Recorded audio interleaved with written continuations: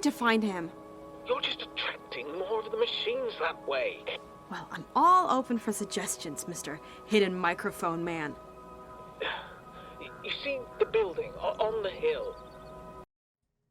Industria is the sort of game that, if you get down to it, you could easily poke plenty of holes in it.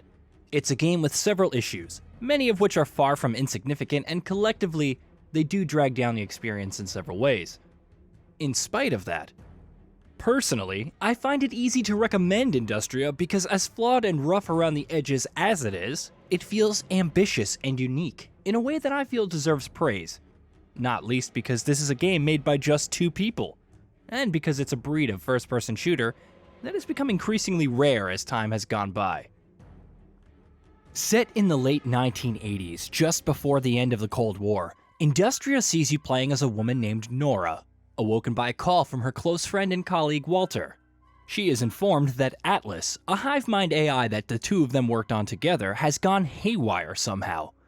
Instantly, she sets off to their place of work to find and help Walter, but upon arriving, she quickly realizes that things are worse than expected. One thing leads to another, and Nora soon finds herself in a parallel world, separated from her own in ways she doesn't understand. This world, she quickly realizes, is decrepit and abandoned, inhabited by almost no one and nothing except creepy machines and automatons who are hostile on the point of attacking anyone they lay eyes on.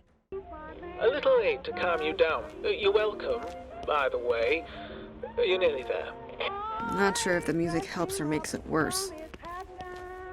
Industria's world and story are easily its biggest strengths. The vibe and aesthetic are excellently realized, combining 1980s lo-fi with steampunk and new weird aesthetics to concoct something that feels wholly unique. From the very first second, Industria pulled me right into its setting, and the more I played it, the more I was drawn in. It's almost a game that's very good at raising questions and presenting tantalizing mysteries, and encouraging you to slowly piece things together by dropping bits and pieces of lore and story. It's all done very well, and it helps immensely that the narrative-related discoveries you do make are interesting to varying degrees. Even if the stuff you're uncovering can be generic at times, for this kind of story that is, it's the way you discover it, and the way Industria presents its story and its world that makes it all so interesting. Visually too, this is an impressive game. Obviously, this is a small production, made by a small team on what is clearly a tight budget, so you absolutely shouldn't go in expecting anything close to a technical masterpiece. What this is, however, is a visually crisp game. Environments are surprisingly detailed, the art style is excellent and contributes significantly to bringing the game's world to life, and the locations you traverse and explore, and the enemies you fight are brought to life to great effect. Serviceable on a technical level and impressive on an artistic one, that seems to be the best way to describe Industria's visuals. Hello? It's you. You made it up the elevator. Congratulations. Who are you? Well, that's what I wanted to ask you, because, you know, you came here, not the other way around. Sadly, while there's plenty to be impressed by when it comes to Industria's world, narrative, and storytelling, when it comes to actually playing the game, the bad outweighs the good by quite some margin. Structurally, Industria takes a page out of the original Half-Life's book, combining deliberately placed exploration with puzzle solving and some combat, along with a few survival horror elements thrown in for good measure.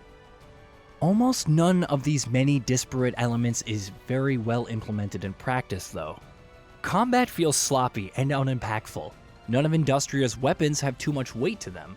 The feedback after firing a shot feels almost non-existent, and it doesn't help that enemies don't react too satisfyingly to being hit, even if it's a lethal shot. Puzzles, meanwhile, fare far better, and simply walking about the environments and figuring out where to head next, what to do next, or even how to do what you're supposed to do next can occasionally be fun, but a lot of the time, the stuff you're supposed to do is pretty straightforward. While every once in a while, it feels a bit too obtuse, especially when the game frustratingly decides to give you next to no assistance.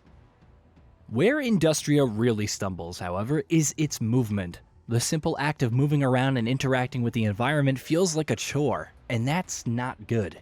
Movement feels clunky and cumbersome, which is exacerbated by the fact that for some reason, you can't move diagonally in this game.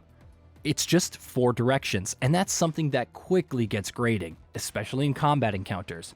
Often, you're required to jump over obstacles or across a ledge to move forward, and that too can feel incredibly frustrating, because the height of the jump that you jump in Industria is pathetically minute, which means you often have to get weirdly precise with the placements of things to move upward and forward. A lot of the game also revolves around looking at specific things and interacting with them by pressing a button, but the game demands very precise and specific aiming, which just doesn't gel well with its sluggish controls and movement at all. Then there's crouching, which is done by holding the stick that is also used for movement, and as you might imagine, crouching while moving, which you do every once in a while, becomes quite unwieldy. That's doubly true for occasions where you have to interact with something while crouching. Movement and movement-to-movement gameplay feels sluggish and awkward in Industria, and that impacts nearly every aspect of the game. It's a big issue to say at the very least. Industria has some technical issues as well. In the time I spent with the game, I ran into a few audio and graphical bugs, like dialogue lines cutting out before they could be finished, some wonky physics for objects, and one crash that froze my game and forced me to restart it. I was playing the game on normal difficulty, which means I had autosaves enabled, so thankfully I didn't lose a great deal of progress, but if you play on hardcore where manual saving is the only way to save your progress, crashes could be a bigger issue. Industria is a wildly imperfect game. It has significant issues in areas that affect nearly the entire experience, and get in the way of enjoyment in ways that are not easy to ignore.